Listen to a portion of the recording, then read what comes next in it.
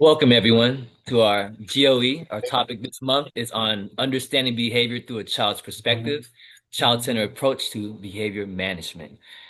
Our GOE is presented today by Team Wolfpack. It consists of Amanda, Cheryl, Christina, Kalida, Nadir, Rebecca, and myself. My name is C.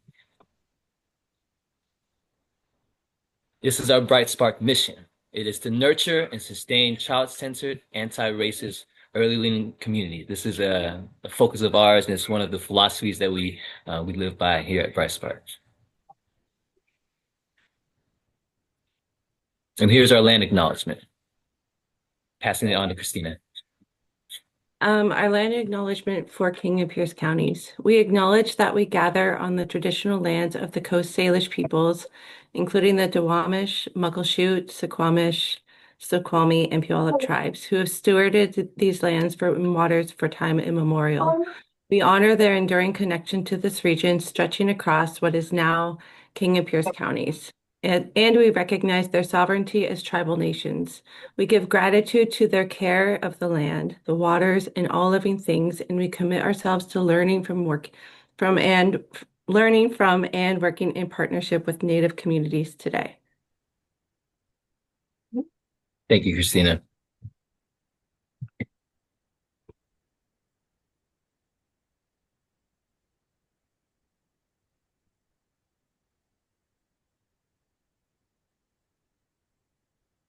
Okay, so we're going to start talking about this from behavior management through a child's perspective, and we're going to start talking about the infant's perspective. So, a lot of times, you don't generally think of infants as having challenging behavior, um, but most of these behaviors that sometimes are found to be challenging are actually developmentally appropriate or they're caused by external circumstances. So we'll look at some of these common stressors for infant teachers. So one behavior can be excessive crying or a child being unable to be soothed, constantly putting objects in their mouth, separation anxiety, the need to always be held, and trouble sleeping or not sleeping at all when in care, and hitting. So now we'll take a look at how we can approach each of these behaviors in a child-centered way.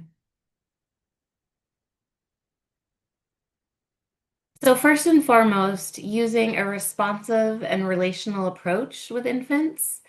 They're learning about their world, and they need the adults in their lives to respond to them sensitively and consistently to what their needs are and what their cues are. And just like adults, infants are individuals and they all have different needs. It's important for caregivers to adjust their approach to each infant's individual needs. Responding to crying in a timely manner reassures the infant that they are okay and that the adults can be trusted to take care of them.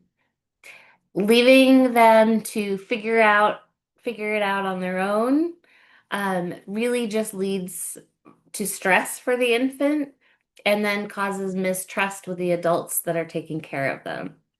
The behavior will not go away if you are just ignoring the crying and hoping that they will figure it out themselves. So this responsive and relational approach also helps with infants who need to be held a lot. While it might seem frustrating because there's lots of things that infant teachers need to do throughout the day, holding the infant as much as possible will help.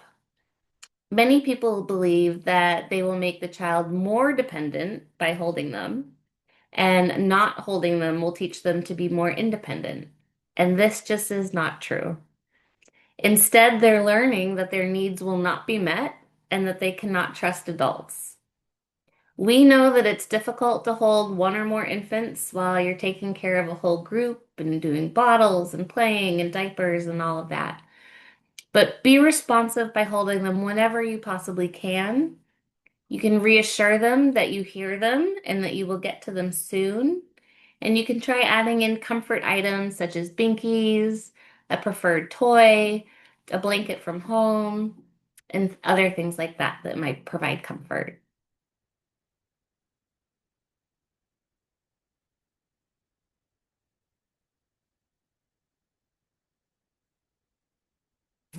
So, another thing for infant teachers and caregivers to remember is to accept where they are developmentally. It can be annoying that you will need to clean all of the toys because they're always going into the infant mouths. The behavior, this behavior of constantly mouthing toys is how infants learn about their world around them. It's normal, it's expected, and it's okay. You do not need to take the toy away immediately as soon as it touches their mouth, because they will immediately go and find another toy to put in their mouth. Once they are done with the toy, then you can take it and put it in your mouth toy bucket to be sanitized later. So, separation anxiety also can be frustrating, but it is also very developmentally appropriate for infants, especially the older infants. Building a loving and trusting relationship with the infant will help. They need to feel safe and cared for, and even if they do, it can still be hard to leave their primary caregivers. Knowing that this is a developmental phase and it will pass with the help of a strong relationship can get you all through that time together. So remind yourself throughout the day to take a look at the behavior through that infant's perspective. Remember that they've been on this earth for a month or a couple months. In any case, they're on this earth for less than a whole year. And they are learning absolutely everything. For infants who might be fussy eaters or sleepers, your program is very different than what they experience at home. Talking with the infants' families can help with this immensely. For example, if the child sleeps at home in a dark room that is completely silent, it can be very hard for them to sleep at childcare when there's lots of noises happening, lots of people bustling around, and it's not completely dark. Ask if Work with the parents. Ask if they could maybe work on lighting the room a little bit brighter, maybe playing some soft music so the infant starts, there's a little bit more similarity between home and at school. And the opposite can be helpful with eating. Ask families what you can do to recreate their experiences they have when they eat at home.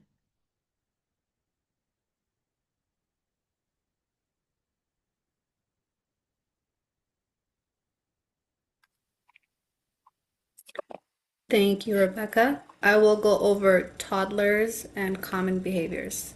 So, common tantrums that you can see in toddlers are crying, screaming, throwing themselves on the floor, hitting, or refusing to move. Why this happens? This can happen due to overstimulation, hunger, fatigue, or frustration, and also can happen due to limited language. They have big feelings and they can't express themselves all the time. How can you support them? You can stay calm and present, validate their feelings, offer comfort, and limit and clear limits, such as saying, "You can be mad, but I can't let you hit me."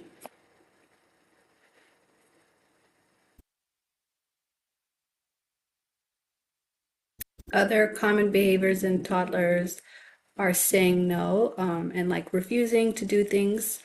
And this can happen due to developing autonomy, testing their ability to make choices, need for control in the world where adults make the decisions.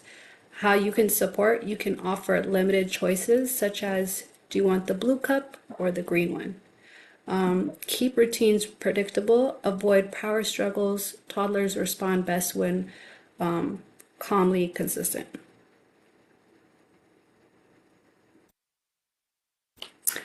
Other behaviors you can see in toddlers are throwing objects and toys, Why this can happen is due to or sometimes this can happen due to cause and effect, releasing energy or expressing excitement or frustration. How you can support them: you can show them appropriate outlets, like saying balls are for throwing, blocks are for building. Reinforce positive behavior. You can say things like, "You threw the ball in the basket, great job." Keep expectations realistic for their age. Also, behaviors such as hitting, biting, pushing. This can happen when they're angry or trying to express themselves, but they don't know the right words to use. This can happen due to impulse control is still developing, limited language, seeking attention, or testing reaction. How you can support them is by staying calm, intervene gently, label emotions like "I see that you're mad," and teach replacement skills like use your words or ask for a turn, reinforce gentle touch. Similar to infants, toddlers also can show behaviors of separation anxiety. This can look like crying, refusing to separate from a parent or caregiver. Why this happens: developing trust and attachment, fear of being left out, or fear of being left or uncertain about new situations. How you can support them: you can offer consistent goodbyes and reassuring routines, stay positive and calm during transitions, build trust with warm, responsive care.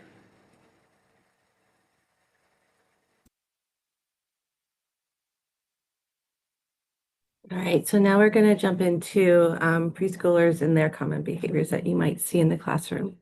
At this age, preschoolers are learning how to balance their growing independence with their need for adult support. You'll often see children insisting on doing things themselves, like putting on shoes or pouring juice, even if they don't yet have the full skills. This independence is healthy, but can cause frustration and meltdowns when tasks don't go as planned. Play at this stage is often parallel. Children are playing side by side without truly interacting. Over time, this develops into more cooperative play. Testing boundaries is also common. Saying no or ignoring directions isn't defiance for the sake of it. It's how children explore cause and effect, rules, and social expectations. Big emotions, including tantrums, are part of their development. Preschoolers don't yet have the language or coping tools to regulate, so emotions often spill out in loud or physical ways. For neurodivergent children, we might see additional behaviors like stimming, echolalia, or sensory sensitivities. These are not misbehaviors. They're strategies to cope or ways to process the environment. For nonverbal children, communication looks different. They may use gestures, pointing, pulling an adult's hand, or vocal sounds instead of words.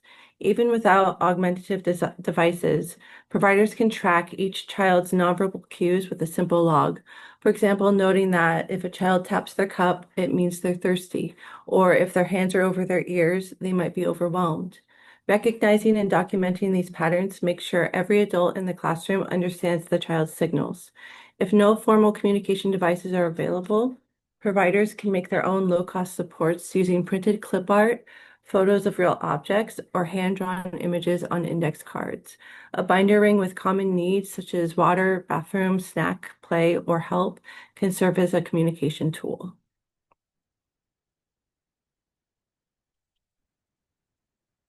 So to support social and emotional growth in preschoolers, this is the key stage for social and emotional development. Children are beginning to share and take turns, though this requires a lots of guidance and adult modeling.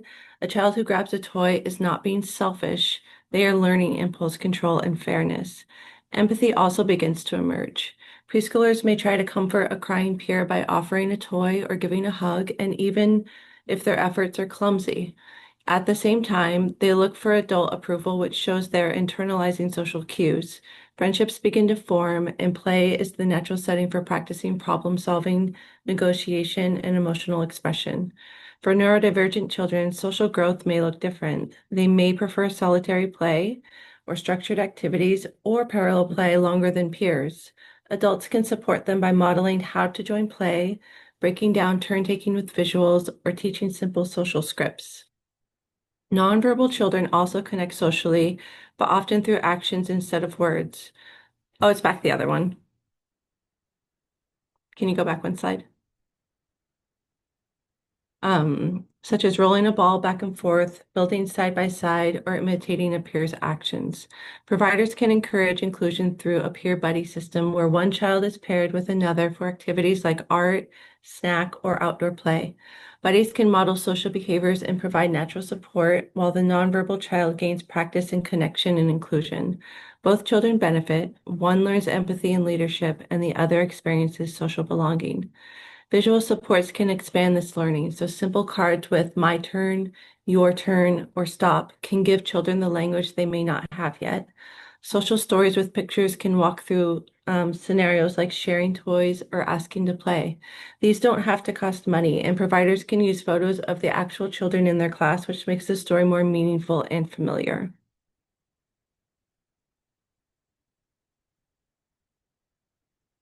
Preschoolers thrive on consistency and predictability. Routines give them a sense of security and reduce behavior struggles because they know what's coming next. Clear expectations, stated simply and repeated often, guide them in making good choices. Positive reinforcement is powerful. Instead of focusing only on what a child is doing wrong, it's important to acknowledge what they're doing right, such as, I love how you waited your turn, or thank you for using gentle hands. This builds confidence and motivates children to repeat positive behaviors. Adults are role models too. And when we handle conflict calmly and use kindness and share, children are more likely to imitate those actions. For neurodivergent children, sensory-friendly spaces and movement breaks are essential. A cozy corner with soft seating and headphones or fidgets can give children tools to calm down. Allowing movement like stretching, jumping, or heavy play helps them regulate and re-engage with learning. For nonverbal children, visual supports are critical. Even if a program cannot afford a communication device, they can create their own systems, such as having laminated picture schedules for daily routines, choice boards with snack or play options, or hand-drawn cue cards for common needs. Clip art, magazine cutouts, or photos of real classroom items are inexpensive ways to make communication accessible. It is also important to pair spoken words with gestures or simple signs. So, for example, using sign language for words like more or all done or help while saying these words helps children connect the meaning. Providers should also give extra wait time. Nonverbal children may need several seconds to respond with a gesture, picture, or a sign. The main goal is not to force speech, but to ensure every child has a way to express themselves, whether through gestures, pictures, signs, or devices. Every form of communication deserves recognition and celebration.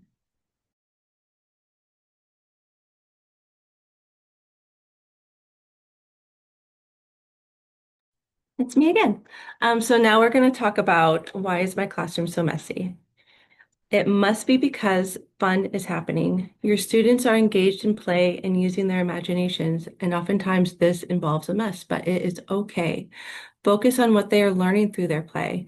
This is a very important piece. Having a consistent strategy for cleanup and adequate time for this time of the day can support your classroom cleanup daily. So first, you're going to want to observe how your children are interacting with their materials.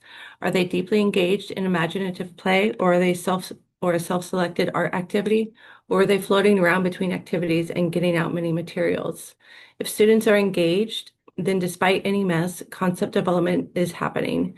If you notice that a child is floating around from area to area and getting out materials and not engaging with them, that's a signal for you to sit and engage with them with the materials they're trying to use. This can signal to you that they may need some additional support in learning some ideas on how to play and utilize the materials, and they might need support additionally in engaging in play with a length of time for both either on their own or with another child.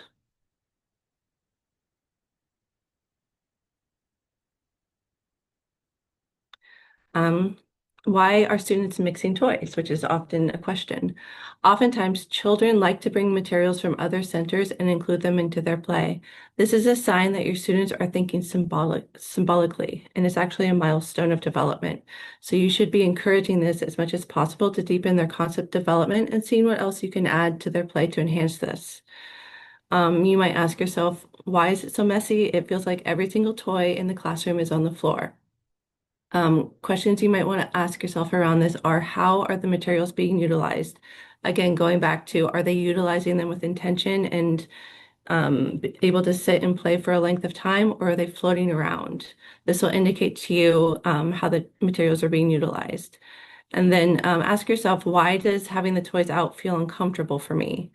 A lot of teachers have a hard time seeing mess and think that it needs to be cleaned up, but I caution you against doing that. If it's important to think about the why, because if your students are fully engaged in play, consider the point of open-ended play and why that's important for them to experience and protect it at all costs. It's very important for them. And then ask yourself, do I have a consistent cleanup time and routine?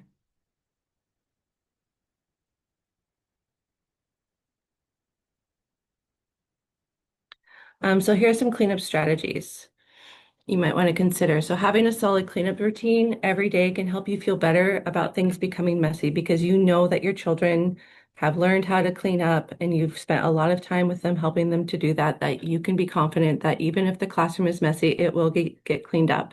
So here's some things you want to consider. You want it to be consistent. Cleanup time needs to happen daily, and everyone needs to participate, meaning children and teachers alike, to model what you want to see in the classroom.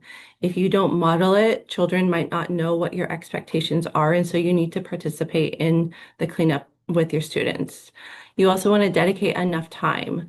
Oftentimes, cleanup is scheduled for 5 minutes, or it isn't even represented on your daily schedule. At the very least, you want to give this 10 to 15 minutes every day. Um, and because it's an important part of the day where children can share in community through caring for their classroom environment. And on top of that, they're learning valuable skills. And as a side note, cleanup time also brings in some math learning. So it has a purpose. They're learning how to sort, which is a math activity for them. And it doesn't have to be boring. It can be fun so that you don't dread it. Just because cleanup just because it's cleanup time doesn't mean it can't be fun. You can make it into a game. You can clean up like a robot. You can clean up like a kitty cat. You can clean up like Bluey or any other favorite character your kiddos talk about nonstop. You could have a dance party. You could clean up for a couple of minutes and then pause to dance for a moment. And every time the music goes off, everyone starts dancing and then back to cleaning. Do this until the room is clean. You could also have a cleanup song that you play on repeat.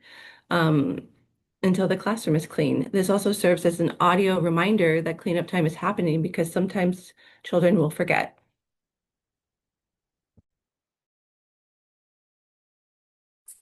All right. So we're going to talk about classroom rules and how sometimes the rules in itself could create behaviors, make behaviors worse, and not serve the children in the classroom in the best way.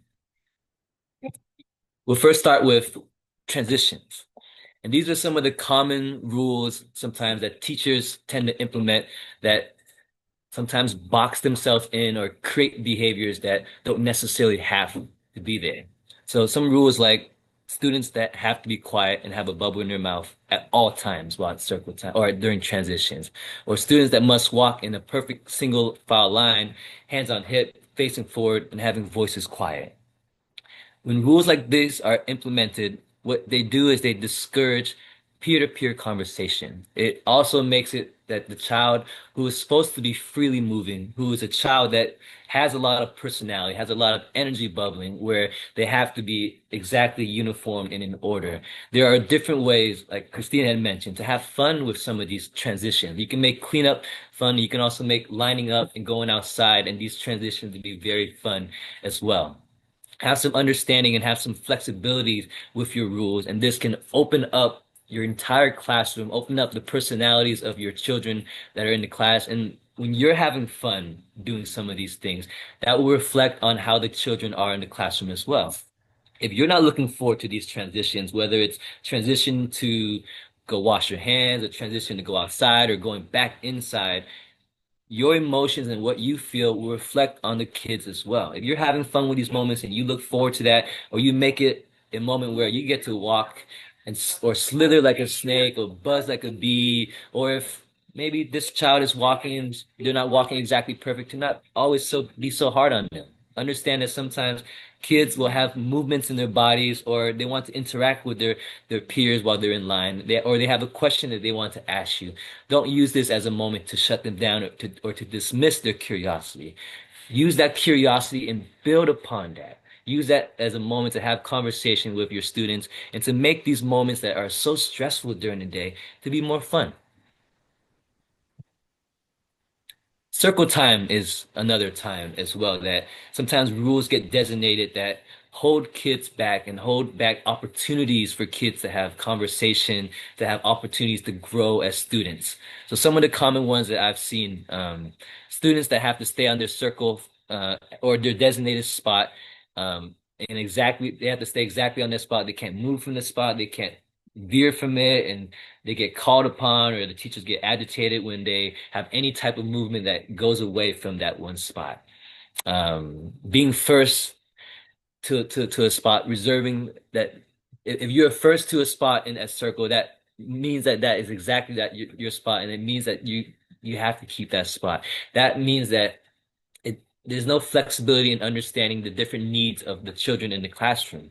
Sometimes racing to that spot first doesn't mean that that's the best spot for that child to sit there. Sometimes kids need to sit closer to the teacher. Sometimes a child might be more comfortable sitting next to certain friends. As a teacher, you're able to navigate this and help the kids in the classroom understand that it's not a race to get there first. It's understanding the needs and the balance of the classroom. Maybe this child today is feeling a little bit emotional and needs to be closer to the teacher. Even though you got there first, teach the child that got there first that, hey, it's okay. I'm going to give up my spot. I'm going to let you sit over here. I'm going to scoot a little bit over here because I see that you need to be close to teacher Rebecca today or teacher C today, or you need to be closer to this friend today because this friend helps you listen better. So understanding that there's flexibility in these rules will help your classroom be a lot more efficient, more smiles during the day, and less stress for yourself. Other rules that I've seen implemented too is how long you keep your kids at circle time, the duration in which you keep your kids at circle time, where they either have to sit perfectly, where they have to raise their hands exactly to speak up. There is a time limit where their bodies and their energy will start dispersing. It will start to I guess it will start to leak into what we call as behavior. But if you think about what a child is capable of, and especially for their age range, if you have them sitting for too long, it is expected of their body and their energy to start communicating to you and saying to you that, hey, my body is ready to be actively moving. My body is ready to be doing something, or my mind and my body is ready to participate in a way that you're not allowing me to participate right now. So when a child is having to sit there for 20 or 30 minutes and they're starting to maybe talk to friends or their body starts to be more fidgety, it is not them being it is not them exhibiting these behaviors that we tend to label them with. It's them trying to communicate to you, hey, circle time is a little bit too long, or this reading is a little bit too long. Maybe instead of reading the entire book, read part of that book and actively have your kids participate.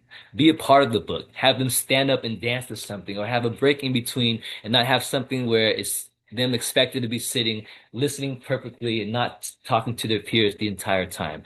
Have some flow to your circle time and understanding that a child, especially that is 2, 3, 4, 5 years old, and they're sitting at circle time for a long time, that their energy and their patience will dwindle down. And you got to notice the needs in your classroom and adjust and adapt based on what your classroom needs in that moment, or sometimes for that the specific day only.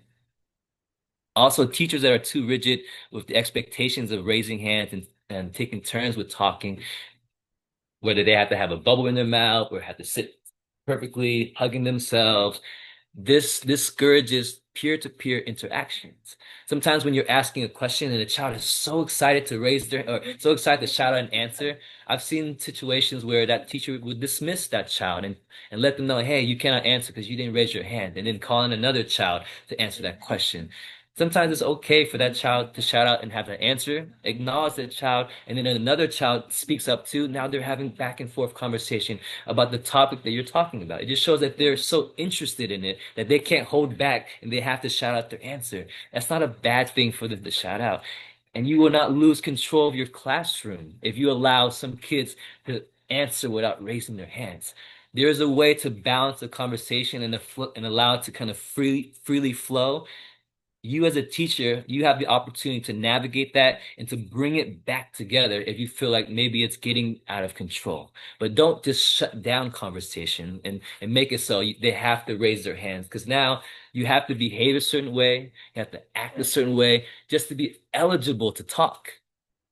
And certain kids in the classroom, because of their energy and because they tend to have, you know, they can't hold back from shouting out their answer. Sometimes they don't even get to answer any questions because they are not sitting exactly how you're asking them. So you're never calling them, or they're not behaving a certain way. So you're never going to look their way. And that's not okay for the kids that have that type of energy. We all kind of bring a different type of personality to the classroom. And as teachers, we got to understand the different needs for each child.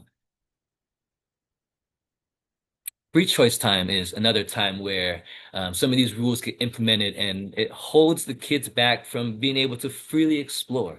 And we touched on a little bit of this with the intermixing of the toys. Oftentimes, when we have these rules where we say that the kids can't mix up the toys, or these toys are not allowed, or this is too much of that, oftentimes it's not for the benefit of the child, but more for our own anxiety and our own agitation of not wanting to have the floor look a certain way or having too many things out. This is an opportunity for us as teachers to truly reflect. Am I implementing this rule because it is best for my classroom? Or am I implementing this rule because I just can't handle too much noise in the classroom, too much instruments, or uh, too many blocks out where you feel like if they build blocks too high, it might be harmful. I want you to think about how we can best manage those situations. If we feel like building blocks too high might be harmful because it might fall on a child, maybe you can build with them. When it gets to a certain height, you can help them and be around them and teach them how to build it safely. As a teacher, allowing this freedom will allow kids to explore and to find their own interests. Once you start seeing them bring toys from this area to the next, they're connecting the similarities between what these items can present. Sometimes we have a limited perspective on what some toys can do, but a child, they can look and they can see certain things that sometimes we don't see. So if they're playing with this specific toy and they're bringing it to that area, maybe we should reflect on, you know what, maybe that area needs that type of toy too. So these are all learning moments for us as we learn to navigate and try to see the differences in all these kids and their personalities. Lastly is outside time. So I wrote in here safety or anxiety, because oftentimes we implement some rules and we say that it's for safety, but sometimes it's really for our own anxiety. So certain things like students cannot jump from a certain height that is age appropriate for them to jump from. We dismiss that because we feel like if we're not there present and they fall, we don't want that to happen. We don't want to have to speak to the parents about potential injury. So to resolve that, instead of dismissing it and saying you can't do that at all, be there with them. Allow them to jump from a certain height where you feel comfortable. And when they show you that they can, increase that a little bit. Once you push the kids and show them, hey, these are what the things that you're capable of, they will show you some amazing things. There are a lot of things that kids are able to do physically that might scare us a little bit, but if we safely teach them, model for them, or be around them while they're doing it so we can make sure that they're doing it safely, they will learn and expand upon so much more than if we limit their skills and their curiosity to explore. And that's what outside time should be. It's to allow them the opportunity to explore and to find different ways that this toy might be used for, or this structure might be used for. And that goes with certain structure that sometimes we say you cannot climb the structure in this way, you cannot use this toy in this way. If a child is showing you that this toy can be used in that way, and you observe them and you see that, oh, you know what? They're doing it really safely. And he's right. You can use this toy in this way. This adds a little bit more element of fun to this. Allow that instead of dismissing it and holding the child back from the creativity and the freedom to explore.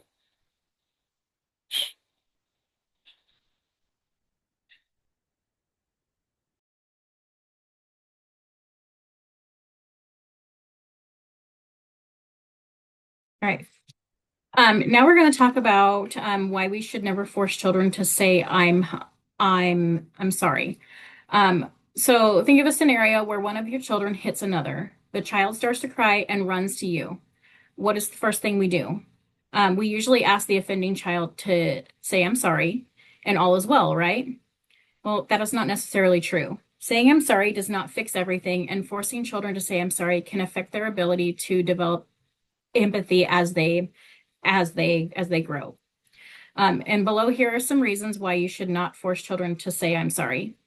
Um, Lack of understanding and action. So saying sorry is only effective when there is an understanding of what they did to hurt someone and they act to not do it again. Um, Teaching or having children forced to say I'm sorry also teaches children that saying an insincere I'm sorry fixes everything. It shows a child that they can hurt someone, say I'm sorry, and just move on.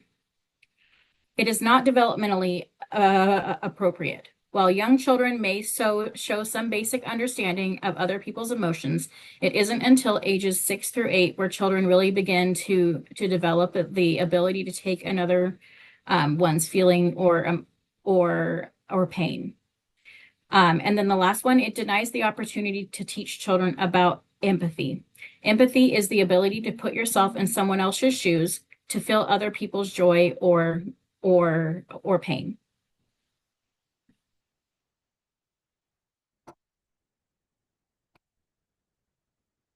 Um, so what do you do instead of trying to force children to say I'm sorry, is you teach empathy. And here are some ways that you can help young children learn empathy. Build a classroom dialogue of positive language, praising children for the good things that they are doing, and notice and point out when they are being good friends. Call attention and to when others are making good choices.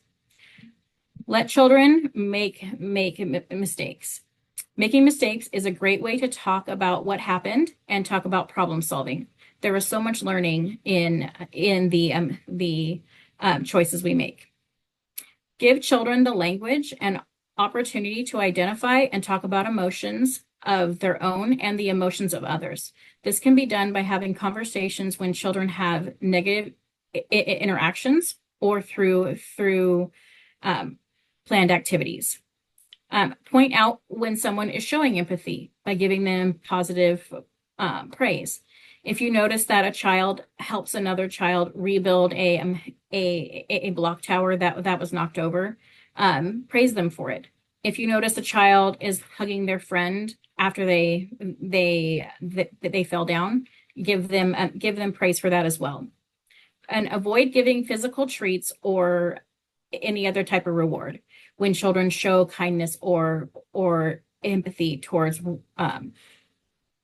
another person. Giving rewards teaches children to show kindness to get something out of it, and instead of doing it because they are internally motivated.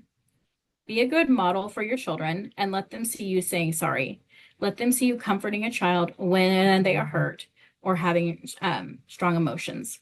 And lastly, help children problem solve and think of ways that they can help others when they are hurt. Can they help a child rebuild their block tower? Can they give them a hug when someone is hurt?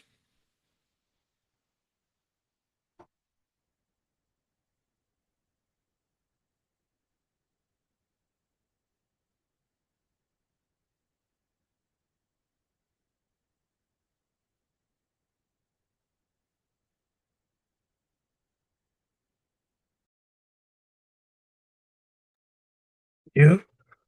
So the next section we're going to talk about are child-centered prompts for behavior management. I'm just going to give you just some guidance on how we should redirect our children in the classroom when we seeing them doing behaviors that aren't desired by us, and how to, properly word things so that they are the most effective when we're talking in the classroom. So the first section is the choice and collaboration prompts. Giving a student a choice or asking them to define the correct behavior shifts the role from the rule breaker to a decision maker, and it reduces resistance because it empowers the child. Offering a structured choice, like do you want to get started on page one or page two of the assignment, reduces refusal to start work. So you have to be flexible and adaptable as well with the child, and modeling that for the child will, also rub off on the child as well. Asking for the rule recall. Can you remind me of our rule for sharing materials right now? And that, allows you to assess the child or what the child knows or what they're capable of. Maybe they might not know the actual rule, and you might need to repeat that or reteach that to the child. So that is a cool strategy that you can use to make sure that the child is staying on task. Acknowledge and set a boundary. It looks like you're choosing to keep tapping the desk. Your choice to use the fidget toy or put your hands in your lap for now. So let them understand that they have those choices, um, and that there's a boundary. You can either do these things or these things, but these are what's acceptable within this space. And the way that can look like, inside of a classroom, a child might be off task and doodling when they're supposed to be making a particular style of picture or kind of picture. So what do you say to the child? You can say, I see you like drawing. Let's finish these two problems, and first, then you can add a quick sketch. Um, you know, the child just wants to express themselves, and that might be another way for them to practice their fine motor skills as well. So you don't want to discourage them, you just want to redirect them. And it redirects without shaming, and it uses the desired activity as the motivation. So they're still able to do what they want to do. They're just doing it within the parameters that you're giving them. The next is refusal to start work or non-compliance. So one thing you can say is, hey, this looks tricky. Do you want to start the first one together, or you want to try it on your own? And what that does is remove shame, and it offers a choice to reduce the resistance and provide support. So if the child does need help, and they don't understand or don't know how to ask for it, you're giving them those words in that language for them to do so. And if you see a child, tapping the pencil or making noise that might be disruptive, you can give them a question. I see you need to move. You want to switch to a fidget tool while we work? So like the little pop-it things, those are definitely things because some children just want to make noise, and use their fingers and get that energy off. So those fidget toys are great to have, great tools to have for those children in those spaces, especially children that may be neurodivergent or special needs. Um, those tools can be helpful to keep the child on task. And it gives them an alternative behavior, and they may just need like a sensory need that needs to be fulfilled at that point in order to be successful. All right, next slide. The next one is empathy and emotion coaching prompts. So when children are, feeling big emotions, how do we help to de-escalate, and what type of wording do we give them? So starting with empathy, it validates the child's feelings, which helps them feel heard and makes them more receptive to direction. So, I see that you're upset.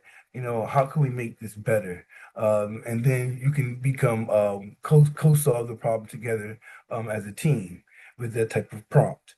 Validate the feelings first. So, if you see that they're feeling upset or if they're scared or they're angry, validate that for them. It's like, I see you're mad because your friend took your pencil. It's okay to be mad. Now, how do we need to solve this? How can we do this? What's the first step we can take to fix it? And modeling that for the children is great, and it gives them the language. And then it asks them to think about those different solutions that they can use in order to solve the problem themselves and be independent with the problem solving. Identify the gap. Um, if you in seeing where what's the issue and what's the conflict. You look really frustrated with this math problem. What's the hardest part that we can tackle together? So that's again acknowledging their feelings and then offering them support if they're unable to do it themselves, and that kind of addresses their frustration and reduces their negative comments by focusing on the feeling behind them. So you can that allows you to, support them as a teacher and for them to feel more successful instead of just sitting with their frustration. And then process the impact. Um, you can say, I noticed you slammed your book down. How do you think that sound made the people working near you feel? And then that, helps them to empathize about how their behavior impacts the rest of the classroom and the people around them, and encourage them to reflect on their social impact. They're not by themselves in the space. You're at a group, you're at a team, and your behavior, affects other people. And that helps them to empathize on a higher level, but you're planting that seed and you're scaffolding them in that moment there. So what else could it look like? So in a situation where a child puts out answers, we talked about that during circle time. So how do we address that? Hey, I love your ideas. Let's make sure everyone has a turn. Can you either hold it in your mouth or I can call on you later? Or you can actually give the children dry erase boards and markers at the circle. And if they do have questions, they can, do their pre-writing with that. Whatever they do will be something that can symbolize the idea that they want to share with you. And that provides a clear expectation instead of a negative demand. I'm sorry, it validates their participation. The next is when the student is talking loudly. It does happen, children get excited. But like be quiet or quiet down, we just remind them, I need your voice level at a 1 so everyone can hear. Can you show me level 1?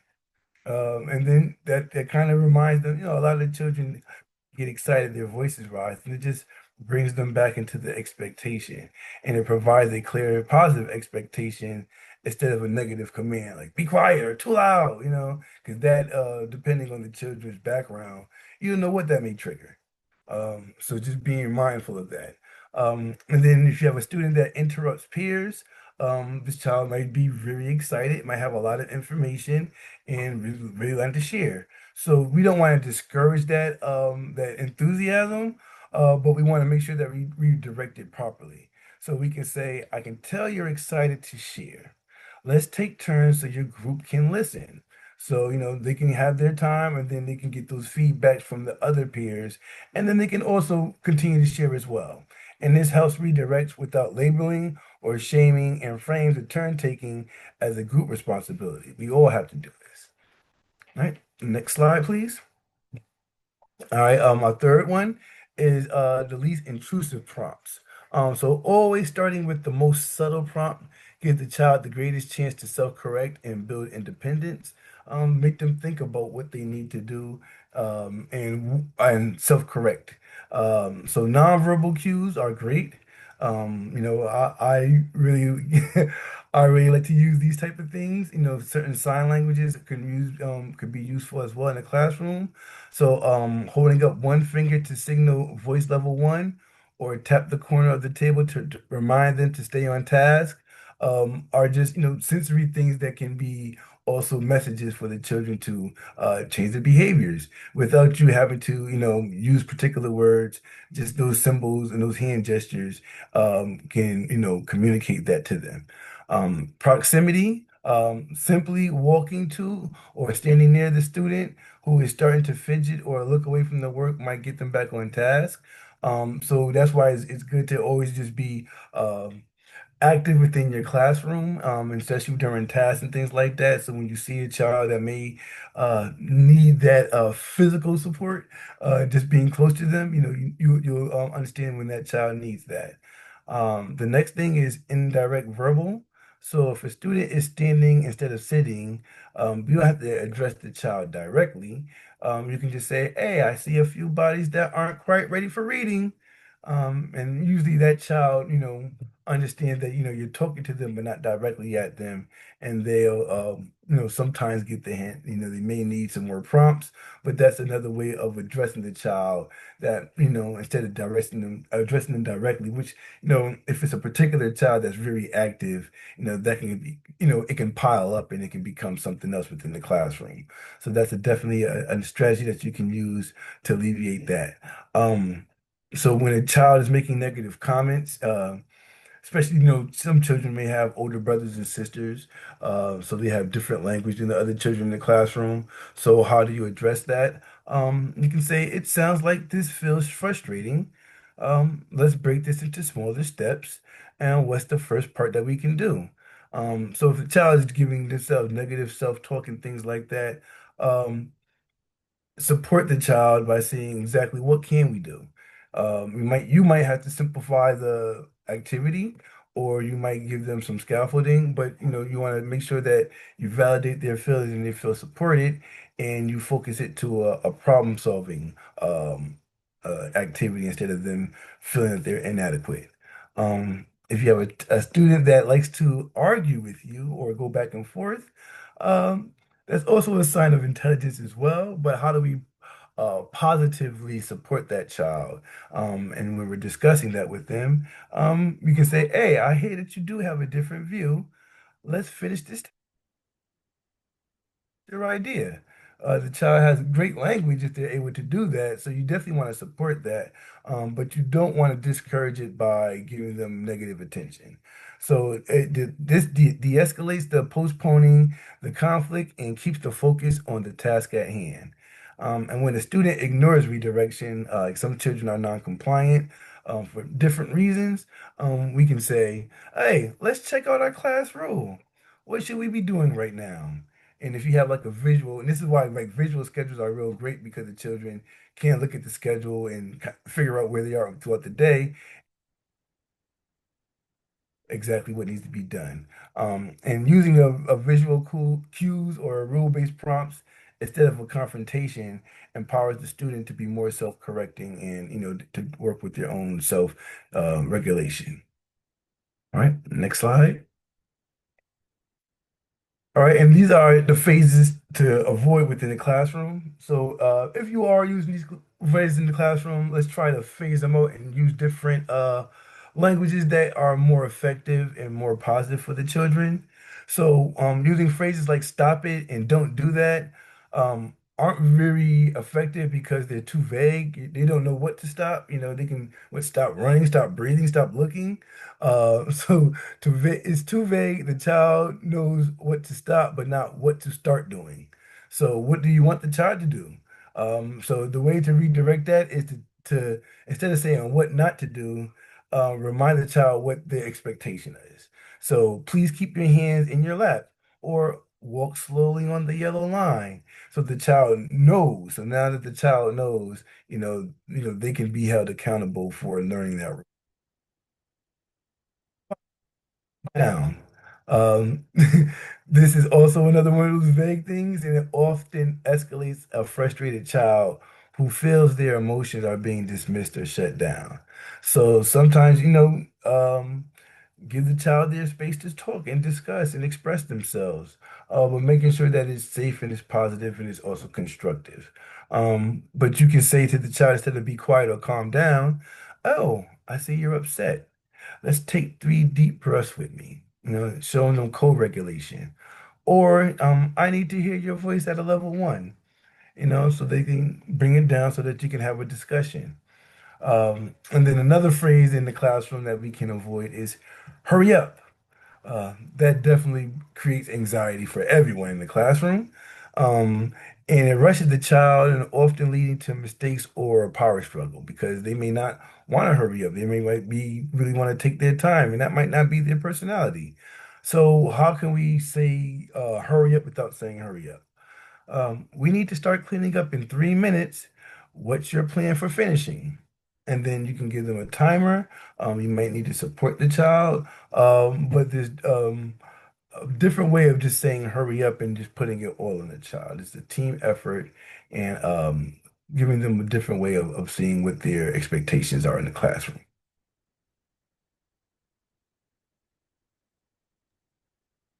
All right. For everyone that's watching, thank you for your time. Thank you for joining us. I hope the information that we presented to all of you guys were helpful today.